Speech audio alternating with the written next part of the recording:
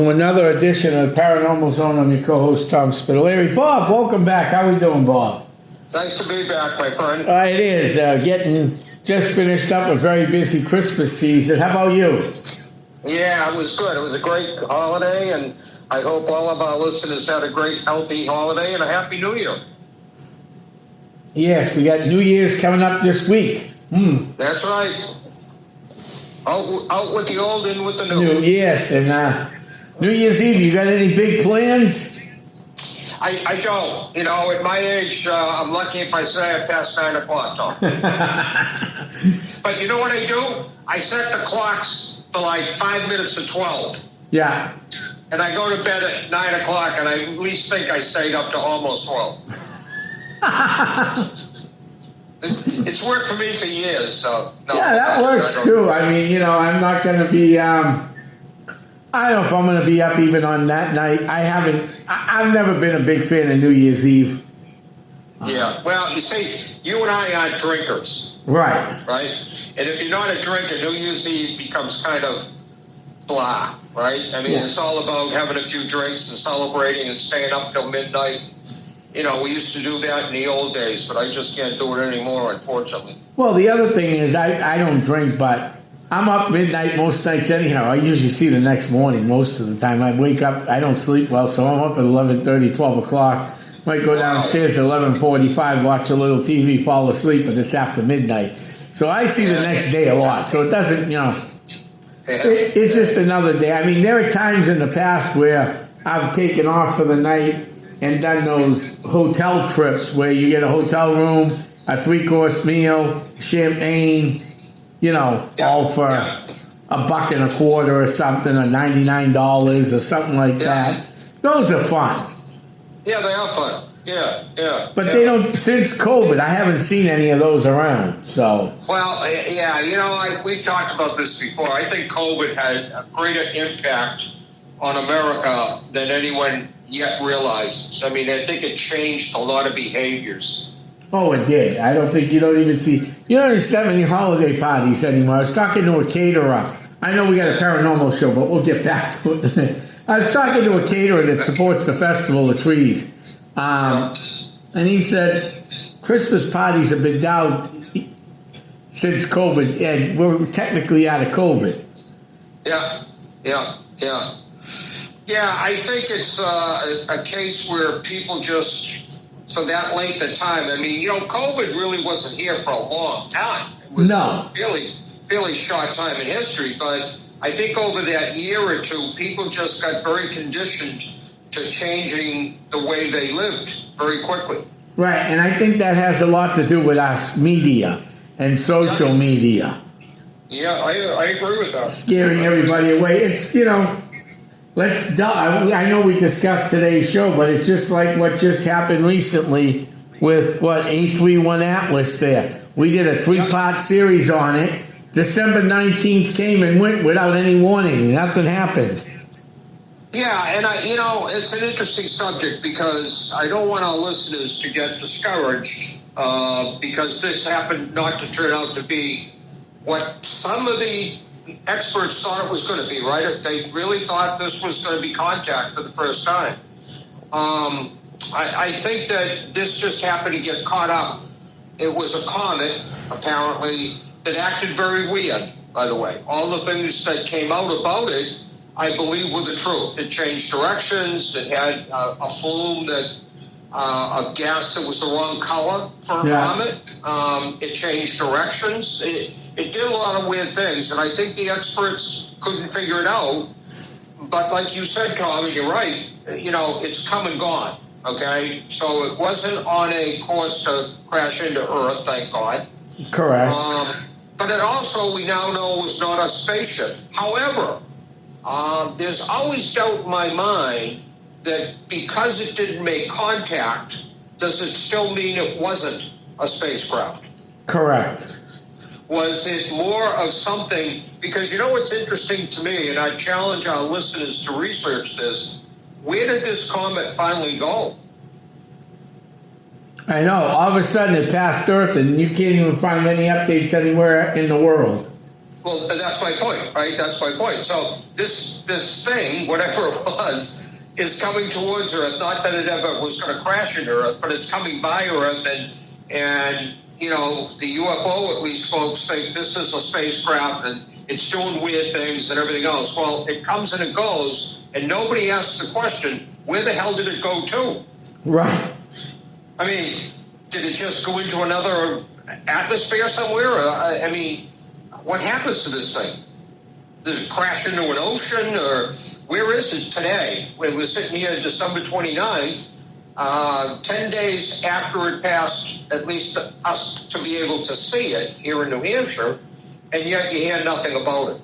And I think, Tom, if you go back a few months ago, you remember, I think the number was 50 car-size drones of some sort over New Jersey, Washington, New York coastal line, and there were 50 of them. And correct. People were out their backyards trying to shoot them down. I mean, yeah. We had all this hysteria about this, and yet we've never heard word one after that about what these 40 or 50 drones really were, that, by the way, were car-sized drones. Right, and we didn't even know if anybody shot them down at that matter, and we don't know if anybody else got shot trying to shoot those things down. Well, there you go. You know, it was in the headlines every day, it was on the news every day, and then all of a sudden it just ends. And it seems to me that when it comes to the UFO phenomena, we get a lot of that. We get a lot of hype and a lot of, you know, good news medias like Channel 745, whatever in Boston, reporting on this stuff. But we never hear the final report that they come out and say, let's wrap up what A3I Atlas really was. You never hear anything about it anymore. No. So you wonder, do the experts just drop the whole subject at some point? You know, they just say, oh, this isn't even worth reporting on anymore. Yeah, you have to wonder that, because it just disappeared. And I went online to look to see if there's anything else about it anywhere, and there really isn't. Yeah, I did too. I've been researching it since the 19th. Because your group, Skywatchers, you know, New Hampshire, Maine, and Vermont, I don't know about national is coming along really well. I think, you know, we'll eventually get to the national program. But right now, the regional program, Skywatchers, New Hampshire, Maine, and Vermont, you know, we're really going to get very active come March, April of this year. Right. This is really our time, and I thought that I3 Atlas was going to be kind of the kicking off point for us. Right. I think a lot of groups thought. I've spoken to other ufologists, you know, and other people who are interested. I wouldn't call them ufologists, just, you know, the general public, you know, who reads up on this stuff once in a while, puts in a little time, but not the time that we would put in. And they were all thinking this was going to be big. Yeah, I mean, you and I have a friend that reports here in southern New Hampshire frequently about UFO sightings and odd things happening and everything else. And his reports are really detailed with times and places and everything else. And we've had this conversation with many of our investigators, is that evidence in these kind of things, just like in the world of paranormal, evidence becomes crucial to proving your point. Because if you don't have the evidence, what you and I know, Tom, is what you have is a story. And that's great. It's a great story. But a story isn't going to go anywhere. No. So I encourage people that are backyard, you know, enthusiasts, you know, make sure you've got a camera with you. It doesn't have to be an expensive one. It can be your iPhone or anything. Most of the time when we catch something in the sky, it's not caught by a very expensive camera. No. But see, Bob, the problem is, I mean, we'll get into this. You know, people have gotten some pictures up here of stuff we're going to be talking about, but I have taken pictures with my iPhone of some oddities in the sky. I mean, you can see them as balls moving of light, okay? Not like the, you know, typical UFO-shaped circle with the circle on top, or the hot dog, like I saw the hot dog in the Sandown Triangle. But, you know, I see it, I get out of the car, I take a picture of it, And it only comes up as a ball of light. That's the other problem with the phones. Yep. Well, because it's so far away. I think the other thing that we do with UFO sightings that I've seen reports on, at least, people keep coming up with different shapes and sizes and so forth. And that, I think, has something to do with how far away a UFO may be. I mean, it looks like it's closer to Earth than it may be, so it distorts its shapes, its lights, its flashing lights, and everything else. It could. I mean, we don't know what these things have on them. No. Don't forget, John, that the acronym UFO, what it stood for Unidentified Flying Object. Correct. Nothing to do with, spacecraft from another galaxy. It just said this is an unidentified flying object. So if you and I see something going over, it could be a drone, it could be a weather balloon, it could be 4 or 5 or 6 different things. Doesn't mean it's a spacecraft. No. So over the years, UFO has kind of transcended to mean little green men from Mars. Right. But that was never what that acronym stood for. It stood for, I got an object in the sky I can't identify. Correct. Right? So, but to me, evidence, again, whether it's, a great picture or a foggy picture or a distorted picture, a picture of some sort is better than no picture at all. Oh, no, I agree totally. I totally agree with you. Yeah, I mean, and the other thing, too, is that what we've been seeing in the last 2 years, at least through different reportings and looking at social media, different accounts, it seems to me that the shapes of what we're seeing in the sky are changing radically. Correct.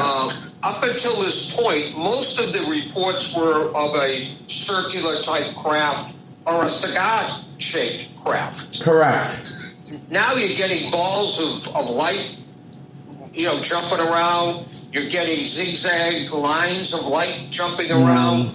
So you wonder, is that in the atmosphere of some sort, or what are those things? Right. We don't know what they are. We don't know what they are. Yeah, and I think that mystery is only compounding what is a UFO when it comes to identifying something from outer space, at least, because the shapes seem to be changing, and you wonder, is this the plan? Right. Right? Because we're seeing a lot more of them. I mean, I just looked tonight, get ready for the show, that just in New Hampshire alone, there have been, in the year of 2025, there's been at least 15 to 20 UFO sightings with descriptions. Right. And now, that's New Hampshire is a pretty small state. Right. Right? But none of those go investigated. They go uninvestigated. They report it. This is what other agencies do today. They report a sighting, the time. I think what's important is getting the longitude, latitude, the time, the weather, and everything else. But what we're trying to do, so our listeners understand, is we're trying to track that to see when it shows up is important, but why it's showing up. What is the message that we're trying to do with UFOs? No, I mean, that's one of the big issues here.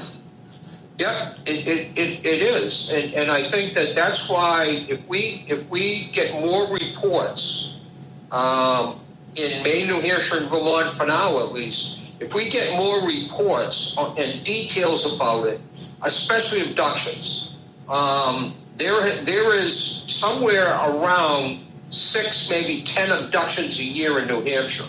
I think that number may be doubled. Yeah. Because you and I both know from people that we have counseled with and talked to that have been abducted, most people don't report abductions. No, they don't. Right? They don't.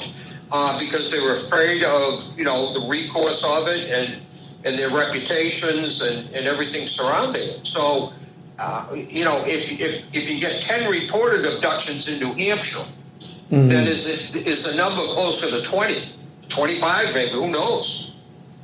Right, we don't know.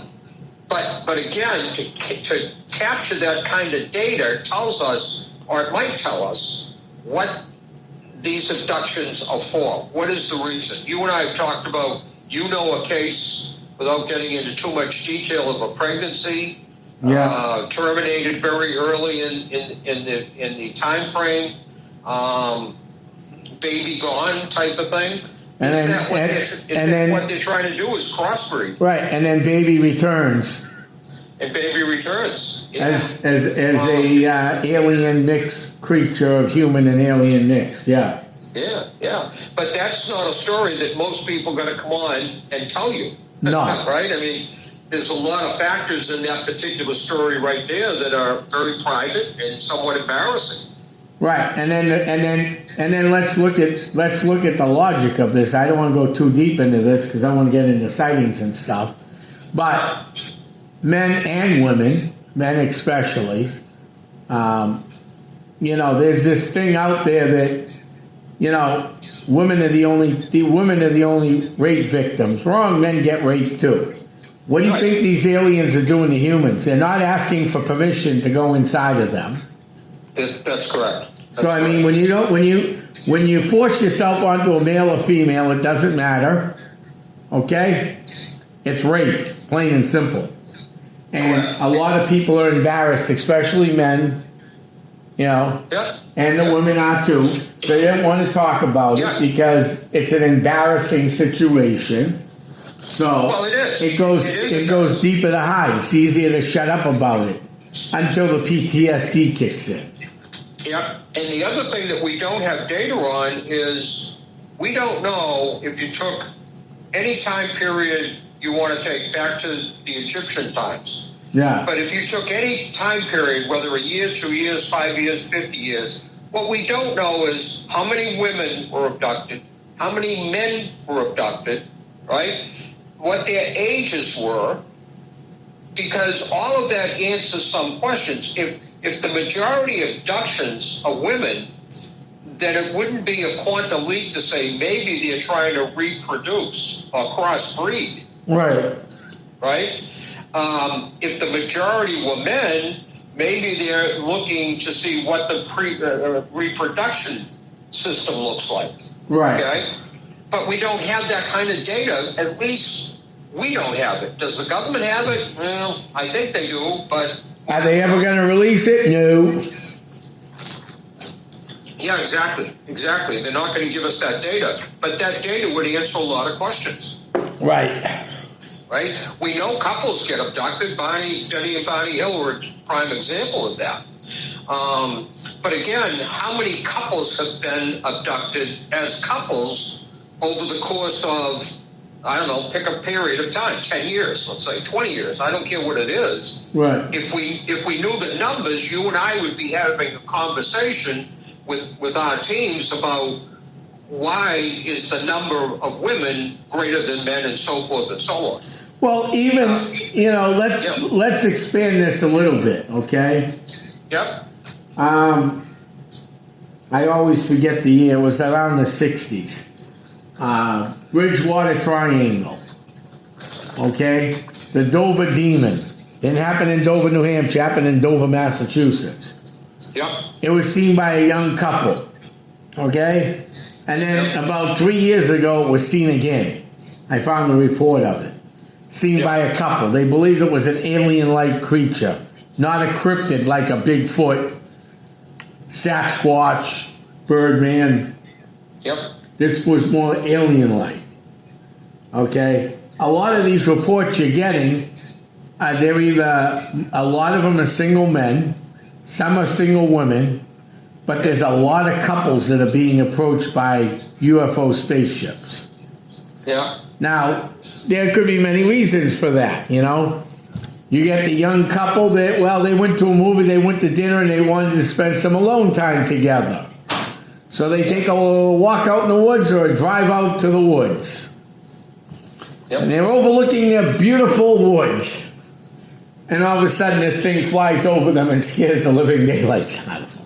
Yeah, or abducts them.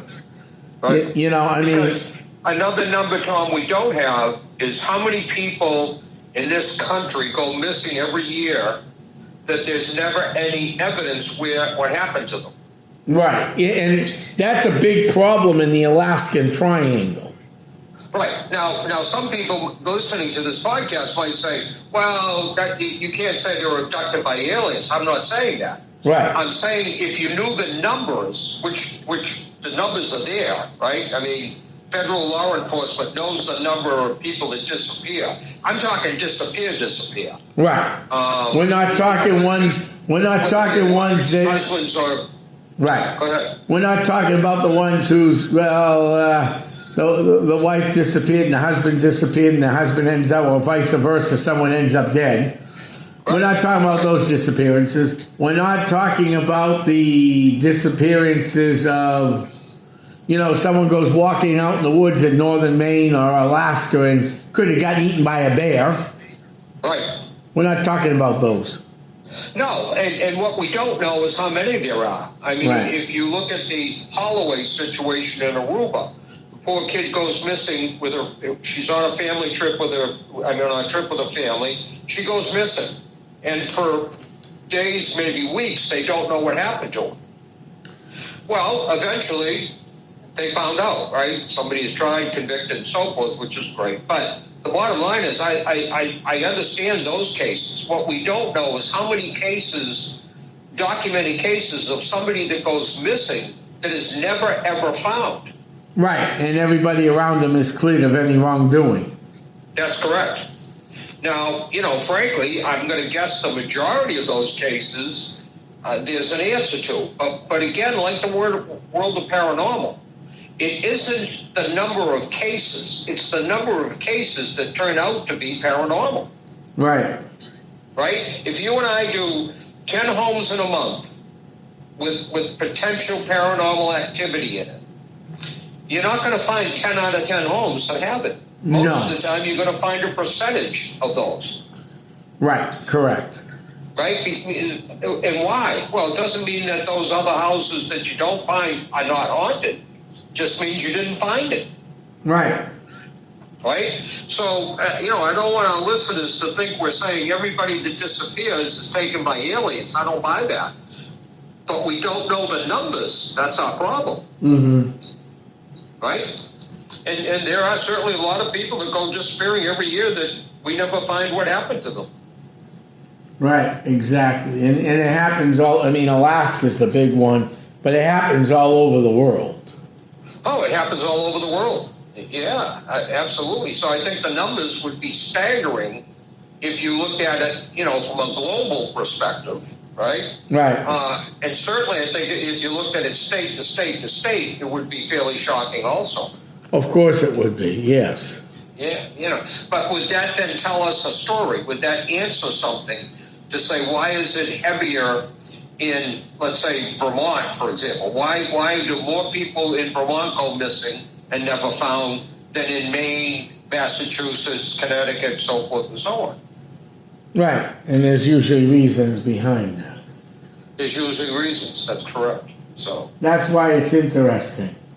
Yeah, I think it's, I think that the night sky on Skywatchers, New Hampshire, Maine, and Vermont, what we have is a group of people that, some people are not UFO enthusiasts. They just love looking at the stars and identifying different, stars and stuff like that. My grandson is 10 years old, and he got a telescope for Christmas, because he's so interested in the night sky, because he's heard me talk about it so much. And that's why, at least Skywatchers New Hampshire right now, starting in the spring, we're going to have those 3 or 4 major events that we have been planning. We're going to roll them out this year, and we are going to have them come heck or high water. Right. Because we've got to generate the interest of this thing. And this is not a big expense for people, right? No. This is very similar to becoming a paranormal investigator for Essex County Ghost Project. I tell everyone I talk to, there is no big expense. No. It's not like, first of all, you don't have to pay to join. It's free, Okay, you don't have to go out and spend $300 to $400 on equipment. You can get away for under $100. In some cases, maybe $50 if you want to buy used. There's no expense there. There's no expense for stayovers and meals and gas, and there's no expenses to this. So if you have an interest either in the night sky or UFOs and UAPs, or both, or you're big into paranormal, spirits, ghosts, mediumships, and stuff like that, to not join a team, you're wasting your time. Exactly. And equipment you don't have to buy. Essex County's got so much equipment, I can't even bring it out all of it at once. Well, that's right. Essex County Ghost Project, will loan you equipment to use. Yeah. So if you have any interest in it at all, you need to jump on board. And for people sitting out there tonight that are saying, well, I'd love to join, but I know nothing about it, we offer training. We'll train you. And you don't pay for that. No. So, there's no hidden charges here. Nope. Right? Not at all. So I talk to so many people that say, oh my God, I'm so interested in this. I won't mention where or anything, but I just had some business to conduct with somebody right here in New Hampshire. Ended up talking to a clerical person as an introduction to the business. And she said to me, where did you get the email paranormalnh@yahoo.com? I said, well, I've been a paranormal investigator for 20 years. So I got it 20 years ago, frankly. And she said, oh my God, I have so much interest in that. I'd love to do that. And I said, well, what's stopping you? And she said, well, I don't know. I wouldn't even know how to join a team. I said, well, that's a simple thing. I'll give you guys' name right now. Call them up, and within a week, you'll know if you want to do it or not. So she said, well, it can't be that easy. I said, no, it's easier than that. So, don't shy away from this because you think it's complicated. Don't shy away from this because you say, oh, my God, I'll never get in. I don't know what I'm doing. We'll teach you how to do it. Right. I mean, it really doesn't take a rocket scientist to become a paranormal investigator. What it takes is dedication. Dedication, willingness to learn, and that's about it. I mean, and then go out and let's do this, and we already got a case that, it got postponed because of the holidays. I mean, we're coming back on that one. I already got a bunch of talks lined up for next year, 2026. Well, and don't forget, we have stopped talking about this because the season kind of ended. Right. It's a soft close to our season, but with the weather and the snow and cold and stuff, it kind of takes a back seat until March, April. But we've got a huge project that we're going to be working on in 2026. I'm going to say right here in southern New Hampshire. Right. Now, we don't want to say too much more about No, this. it's already started. We'll tell the public it's already started. Yeah, it has. Research is going fast and furious. You've already done an investigation once. Right. We still got to go back. There's more to do, but, it's started. Right. But as we said last year, this rollout next year could be one of the biggest finds in the state of New Hampshire. Right. I mean, we can't talk too much more about it because we'll give it away, but we're working hard on that, and the homeowner and landowner and everything else is very much on the team, very raring to get going. So if you want to be a part of this, then join Essex County Ghost Project. Right. Because it's cold out doesn't stop us from doing private home investigations. We still will do those. That's right. It's always warm in somebody's home. Exactly. As long as there's no blizzard, Yeah. I mean, I'm not going to go out if they're threatening 3 feet of snow. People might be a little shy about is making the commitment. I don't know if I can make it all the time. Don't have to. I know you run a team that, hey, look, you're a volunteer. You're doing this because you're trying to find the truth and you like doing it. There's no commitment that you have to be at every single session every single time. Right. A matter of fact, lots of times on teams with 8 to 10 people, we can't take 8 to 10 people into every single house. No, homeowners will get very upset if we get a small apartment and we take 12 people in the apartment. They're not going to be too happy with us. Yeah, exactly. So you rotate it. If we take 2 or 3 to this one, then we'll take 2 or 3, that didn't go to this one to the next one. So you'll always get a fair shake at this, and you'll be part of a group that, frankly, a bunch of great people. For the most part, the 20 years that I've been in this, I've met nothing but great people as paranormal investigators, frankly. Right. They're dedicated, like you said, they're dedicated. They're trying to find the truth. Believe me when I tell you, the people that Tom and I associate with are honest people. They don't lie. They don't make things up. We take it for what it's worth. So, again, I encourage people to join this Essex County Ghost Project. And it's very simple to do. Yes, it is. Just give me a call. Email me or call me. Yeah. You know, do you want to give out your email? No, they can just call me. It's easy at 978-376-2807. Just call me. Okay. I'm a down-to-earth type of guy. Nice and easy. Yeah, there's a direct line right to the guy that runs the whole show. Not only that, Essex County last year did over 160 events. That was public fundraising, private homes, private events, radio and TV appearances. Yeah. There's only one other group in the Merrimack Valley that does almost the amount we do, and I'm a member of that organization too, and it's not even paranormal, it's a business group. Yeah. The Merrimack Valley Chamber of Commerce. They do about 120 events a year. We do about 160 events a year. There you go. The only one that comes close.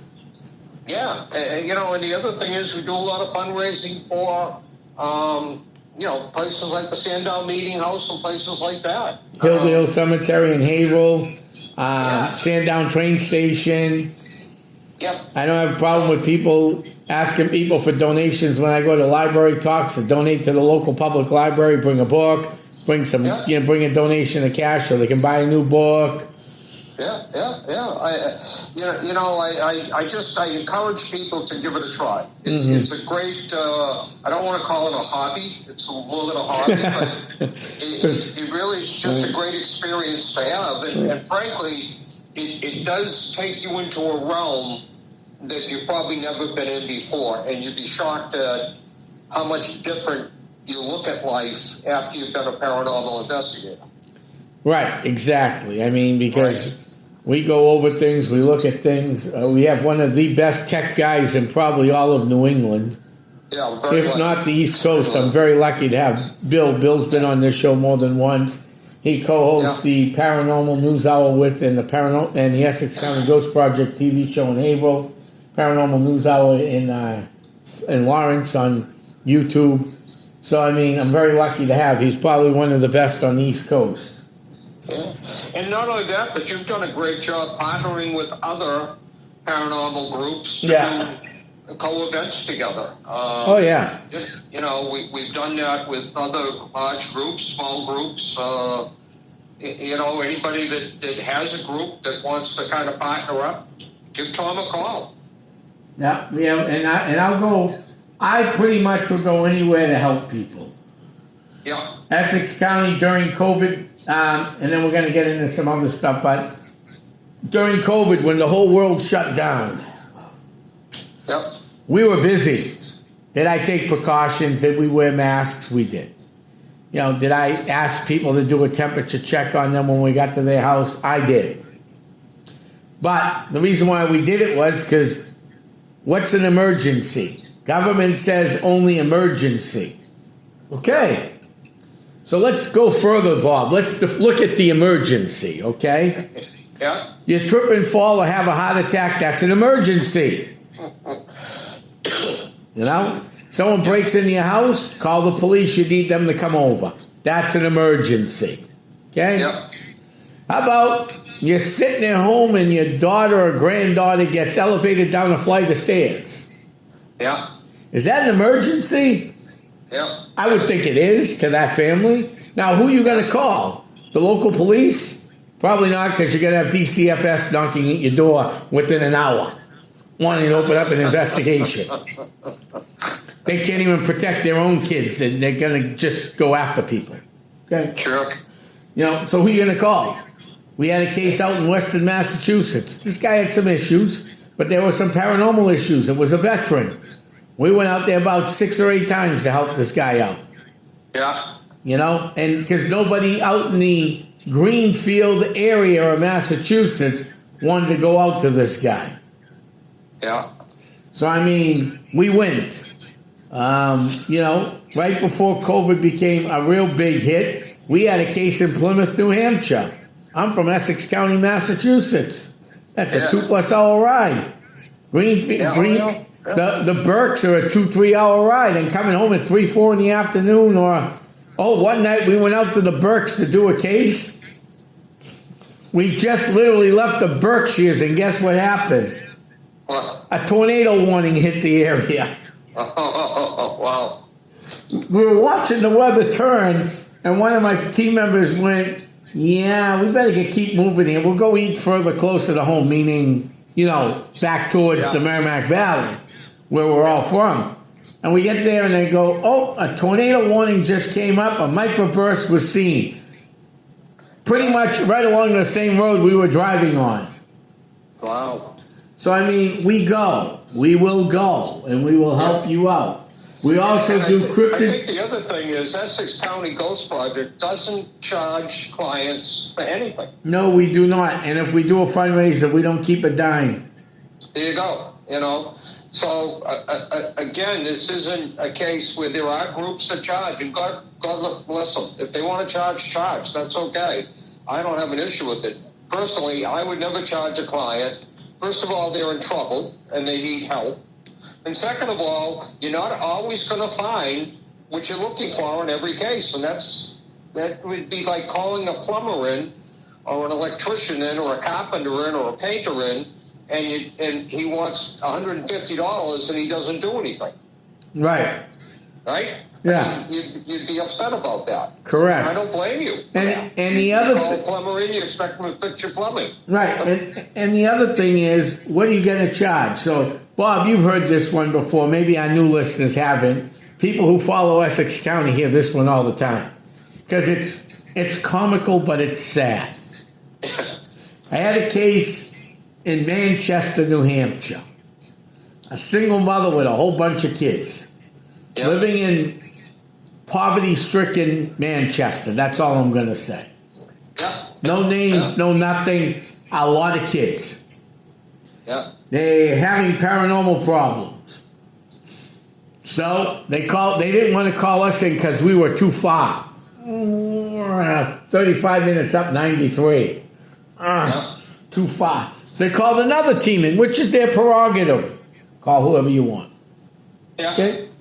This other team shows up, and with the K2 meter, and you're familiar with those, they pick up some hits. First question they ask, is there a demon in here? Friggin' thing lights up like a light bulb. Yeah. That's the last thing I'm going to ask, but okay. You want to go that road, go that road. They said, oh, you got a demon in this house. We don't take care of that, but we have somebody that does, and they charge $300 or $400. I forgot what the hell it was. So long ago. Yeah. Single mother with all those kids. Let me think about that one for a minute. And Laura in Manchester. Yeah, okay. So they called us in. And we get there, and my former tech manager was there with me and a couple team members. And I go, where's the demon? Because she called me that night after they left, told me what happened. I said, we're coming tomorrow night no matter what. It's under the couch. And under the couch, yeah, they put the couch over to hold the demon in. By then, I'm trying to keep a straight face, because even telling this story is hard to keep it straight. That's why paranormal teams always get beat up, because of crap like this. Yeah. I said, we'll move the couch back. We're going to move the couch. We move the couch, put the K2. The K2's acting weird. Now, I've worked with K2 meters and Mel meters and all those meters galore for years. But it's acting strange. So you know if it's acting strange, it's either a ghost in the house or something else.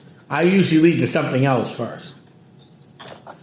So I asked my team members to bang on the floor after I asked the client there was a basement, right?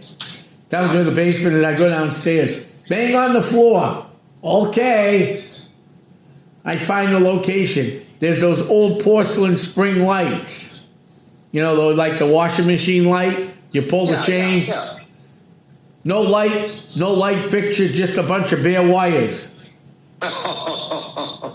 Bang on the floor again. So I went back upstairs. I said, "Is a demon here?" It lit up. "Is the tooth fairy here?" It lit up. "Santa Claus here?" It lit up. By then, I'm just trying to make the client a little less nervous at this point. Yeah. So I told the client what happened. One of my team members at the time, he's no longer with us, was an electrician. He went out to his van and got those things and wired nutted the thing, and everything was calm after that. Luckily, there wasn't a fire. Was there paranormal activity in that house? There was. Was there a demon in that house? Absolutely not. Yep. There you go. But see, the other team right away said a demon. Right, and because it got clicked with the K2 meter without checking. K2 meters pick up electric-magnetic fields. They're wires that aren't tied off right. That gives out electricity. If I touched my hand to those wires, I would have got no. I mean, I wouldn't have died. It's a 110. You know, it would have woke me up if I was falling asleep. Right, exactly. But I wasn't going to go into a heart failure because of it. It wasn't like a 220. It was a 110. Yeah. So I mean, you know, that's what we look for.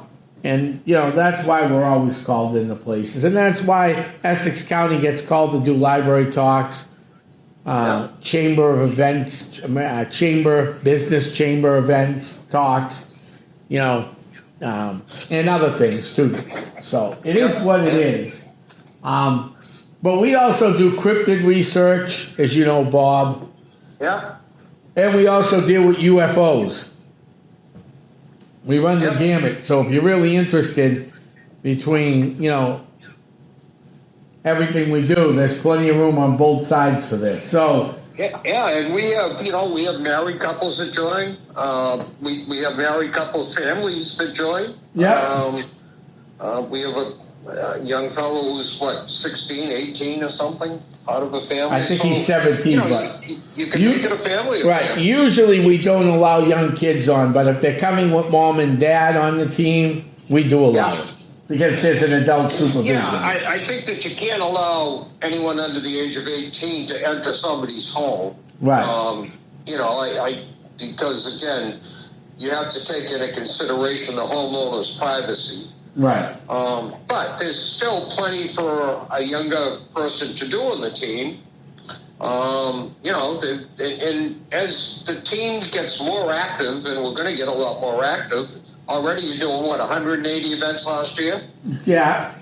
Yeah. So, I mean, that's a lot to begin with. But so there's a lot of other things they could be doing. But I encourage people to give it a shot in 2026. I really do.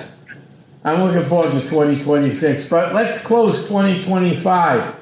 Okay. Bob, I was looking earlier, and we were talking about this before the show. What we're actually going to talk about, besides A13 Atlas, then we went off on this Essex County UFO, what we're doing thing, which is fine because we want to inform the public. We're going to have some great guests on, but did you realize there's been some recent UFO sightings? Yeah, I guess. December 21st, report hovering beside a jet leaving air traffic control. That was less than a week ago. Yeah. Fox News reported this one. So that's going to tell you something. Right. Well, there's also been sightings over Manchester, New Hampshire on 2 occasions in the last 3 weeks. Yes. You know, that was on Channel 9 New Hampshire News. Yep. And by the way, viewed by hundreds of people. Right. You know, because of the shopping at the mall. Yep. And there was, in India 6 days ago, there was a sighting. Strange sighting over Massachusetts sky was a rocket, they're saying. I remember that, but I don't think it was a rocket. I also saw that jet fuel thing, which I don't believe was jet fuel. Really? Back in November. Rocket fuel by the Europeans. That was over Maine, Massachusetts. It was all over Facebook. It looked like a white cloud. Yeah. But I'm not... There was a strange light, moving in an S shape across the sky. And someone said it was CBS 13, which is out of Maine. Charlie Laprezzi reported rocket fuel dumped by the European Space Agency. I don't see rocket fuel looking like an S-shaped white cloud. Yeah, I don't get that at all. But I mean, but it was seen all over the place. Plus, why would a rocket be dumping fuel? Right. I mean, that doesn't make any sense. No, it really doesn't make zero sense to me at all. Yeah. And then you had the sightings over Manchester. Yeah, those were actually viewed by a lot of people. Saw that. Yeah, that was all over Facebook. Yeah. The interesting thing is, though, that it never goes anywhere. You know, people spot it, they report it, they drop it, move on. Yeah. I mean, with all the technology you have today, especially, you know, in the air, when it comes to airplanes and aircrafts and drones and everything else, don't forget Manchester Airport is right there almost in downtown Manchester, okay? So why is it nobody goes to the airport and says, show us the radar for that particular time of day and night? All right, I'm going to tell you why. Okay. So one day, years ago, my father died in what, 18? So maybe it was 2019. So Yeah. this would have been before COVID, though. Okay. All right. You know what? It was 18. My father passed away in end of April of 18. My father was actually still alive, but I had taken over his car. Yeah. Okay? So some of us wanted to go out to eat. Cool, let's go out to eat. We decided to go to this place that I heard is no longer in business. It was one of my favorite places to eat in Portsmouth. Let's see, what was it called? Boston something or other. It was a chicken place. Okay. Famous for their cornbread. It was on Islington Street, right across from Stop and Shop, not too far from the WSCA studios. Okay. Okay? Yeah. Bob's Broiled Chicken. That's what it was called. Yeah. Bob's Broiled Chicken. Okay. So we're going up to Bob's Broiled Chicken, and it's an early night. And of course, being March, it gets dark early. Yeah. So we're riding along Route 1A. You know where the ocean is on one side of you, the marshes are on the other side of you, and there's not a lot of room for mistakes? Yeah. I'm on that road. This big lighted object flies right over my car. We didn't tip or anything. Okay? One person in the car thought it was an airplane. Trust me, if an airplane had flown that low, we would have tipped because of the propulsion. And we would have been deaf because we would have heard it. You couldn't even hear it. It was quiet. It was quiet. Wow. Flew right over the marshes. Okay? I watched it go over the marsh and then went to a tree line and then dropped. Wow. Into the marsh. If that was an airplane and it dropped into the marsh, I wouldn't be here today because the explosion of jet fuel would have killed us for sure. Sure. Yeah. Okay? Or we would have blown in the ocean and I would have drowned because I can't swim. So one of those two tragedies would have happened. The whole car would have died. Yeah. So I called a friend of mine over at the Peace Trade Port. He no longer works there. I asked him what he saw, if they saw it. Yes, Tom, we did. You did? What was it? Oh, it was a drone. A drone. Yeah, the boss told us it was a drone. And that's what's supposed to... How big was this object? It was 3 times the size of the car I was driving, which is a pretty big car. That's a big drone. Yeah. It had all lights on the bottom of it, red, blue, and yellow lights. Yeah. A lot of lights, a lot of little lights. Pretty big. Yeah, that's a lot of drone. That's one hell of a drone, let me tell you. But of course, the boss told him to tell everybody it was a drone. Yeah.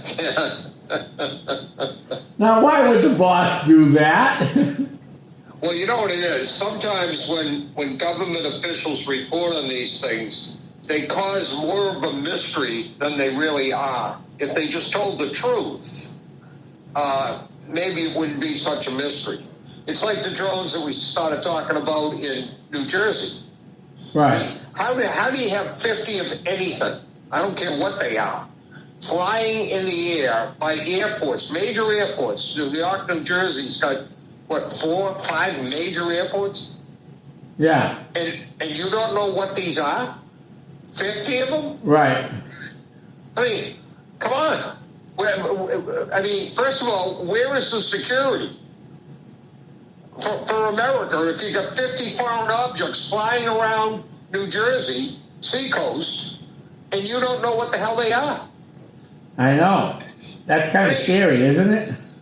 Yeah, somebody should say to the government, we got a real problem because your security and your radar and everything else must be no good. How do we know that these weren't foreign attacks? Right, exactly. We don't. So instead of the government coming out and saying, which I think they were, frankly, I think that they were drones that were being tested by big companies like, I don't want to mention names, but large non-box store companies that deliver all the time. They were trying, I think, to see could we deliver furniture, refrigerators, washer and dryers to a home using a drone. That's what I think the 50 were. So if that's the case, then why doesn't the government just come out and tell us that? Right. So by not telling you, not revealing the truth, they leave it to speculation, and then it just gets blown way out of proportion. Mm-hmm.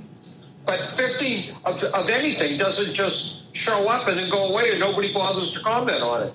It makes no sense. No, it doesn't. And then you read some of the reports, There was one on 11/22 in Sheffield, Mass.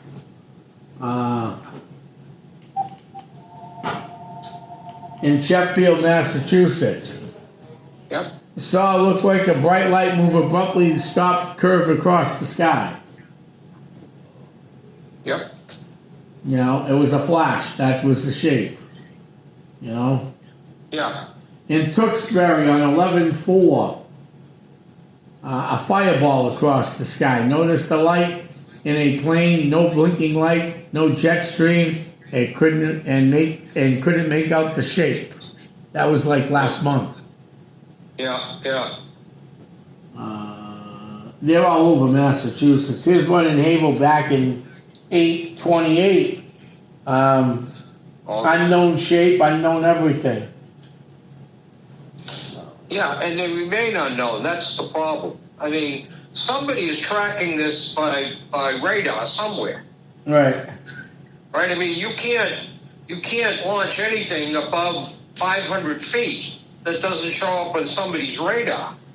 Right. Here's one on 7/13 in Havel last year. Yeah. This year. Yeah. Cylinder shape. Silver object passed overhead through the night sky. Yeah. They thought it was a balloon. Someone put balloon. Yeah, okay. Balloon. Silver shape through the night sky. Balloons don't travel that high up. And the ones that do, it is what it is. It's interesting. Yeah, especially when you have, Logan Airport, and you have Boston Manchester Airport in Manchester, New Hampshire, that these planes come in pretty low. Right. Right? So when they're reporting these objects could very well be on flight paths. Right. So they're showing up on radar somewhere. Mm-hmm. So why isn't that investigated? Why isn't that being released to the public? Like I say, in the Manchester one, it's too close to Manchester Airport that they did not see that on a radar. Right. And I'm betting they did. They just didn't want to. Well, yeah, because if they come out and say, yeah, we saw them, somebody's going to say, well, what were they? They're going to say, we don't know. But if you know Manchester, New Hampshire at all, the planes come in over the mall of New Hampshire, South Willow Street. They come over where if you're ever there on that particular day, I mean, you can almost see the passengers. That's how low they are. So these drones or whatever they were they sighted had to be on that particular airport's radar. There's no doubt about that. Correct. So if you're a police officer investigating this, then why don't you go out to the airport and say, look, you not only have radar, but you tape that. So we need to see your tapes for 5:30 on Tuesday night. We want to see what these lights were in the sky. And yet they don't do that. So we're left to our imaginations. Mm-hmm. Right? And depending on which camp you're in, either they're Martians, little green men from Mars, or they're just regular drones that kids are playing with. I mean, those are the two camps that you have. If I was running the government in New Hampshire, I'd say, no, we're going to release this information. Because if these are just drones, I want this information released and end the fairy tales, if you will. Right. Right? So, yeah. No, you're right. We'll continue. Anyways, let's do this because we're coming to the end. We are getting, Tom and I are doing a lot of recruiting here, and we're pushing. This is the time of the year to join a group because right now we're probably as quiet as we're going to be for the next month or two. Right. And come February, March, I hate to use this word, but all hell breaks loose. Okay. Right. So if you want to join, now is the time to get in. Call up Tom. He gave you his phone number. Why don't you give it again, Tom? 978-376-2807. Okay. So call Tom. Hey, I'm interested in joining. Meet you for lunch someday or coffee or whatever you want to do. We'll meet you halfway or we'll drive out to your place. Let's talk about getting you in. It's the same way with Skywatchers New Hampshire. If you're from Maine, New Hampshire, and Vermont, you want to join this group, you can come in two different ways. You can come in as just a backyard amateur that just enjoys looking at the stars and having fun, or you can come in as a UFO expert and you want to really look for UFOs and document UFOs. So you got two different elements that you could join. Again, it costs you nothing. Right, and don't forget, Bob, we also look into cryptids too. Well, there you go. I mean, there's a lot of aspects of the paranormal. I think, Tom, we're going to see in years in the future, UFOs and UAPs will kind of drop out of what we define as paranormal. Because I think scientifically, we're starting to prove what they are. Right. As far as paranormal goes, I don't know anybody that can say that they unequivocally have proven 100% that ghosts exist. I've seen the pictures, I've taken the pictures, I've seen shadow figures, I've seen full body apparitions, everything else. I know 100% they exist, but I can't prove it. I just can't prove it. But as far as UFOs and UAPs, I think the truth is going to come out. And I think it's going to come out in the next 3 years or so. Right. I do. I think it's going to come out. And I think that all of the stuff leading up to UFOs and UAPs that everybody has heard and seen and talked about, I think some of that's going to come true. I think Roswell was not only the start of this, or at least the start of it in the media. Mm-hmm. I don't think there's any doubt in anyone's mind today that Roswell was not a weather balloon. Right. Right? I mean, no doubt. But anyways, it's a great opportunity to join the groups. If you want to send me an email and talk about Skywatchers, just Skywatchers alone, send it to paranormalnh@yahoo.com. Every podcast I'm on, I give that information out, and I'm happy to answer any questions. If you have, any kind of paranormal activity, or you have, spotted UFOs, or you've got pictures of UFOs, send them on to paranormalnh@yahoo.com. I'd be happy to look at and respond. Right. Again, we want to thank everybody for tuning in tonight. The other thing we got to do before we go, Tom, is we need some help here. We really need our listeners to make sure that they're sharing this podcast with as many people as you possibly can. A podcast really is positioned in everything else by the number of hits we get, number of views we get. And, if you can help us build the viewership, we appreciate it, because as that develops and gets bigger, and it will, we will get more and more experts to come on. That's how podcasts work. Right. So I encourage anybody, especially our close friends, and you and I have a lot of them that listen to this podcast pretty religiously. Please share this with as many people on Facebook as you possibly can. Again, you can listen to this podcast for free. You don't have to subscribe to YouTube to do it. No. They ask you to subscribe, but it's just a click of a button for account. And there's no billing or anything else. So if you want to see this podcast continue and grow and get more guests of different disciplines on, help us grow this by sharing this podcast with everyone you can. Right. That's good thinking. Good thinking. We know we all enjoy this, Bob. So we'll have some big things coming up in the next few weeks. We'll be happy to be announcing that stuff. You and I will be meeting real soon again. So I just want to thank everybody who tunes in from here all the way across the big lake called the Atlantic Ocean. And we'll see you all soon in the paranormal. Good night, everybody. Happy New Year's to everybody. We'll see you next year. I'm heading to the crypt. Good night. Go Pats. Yeah, go Pats. Good night, Bob. Bye. Good night, all. Yeah, bye-bye.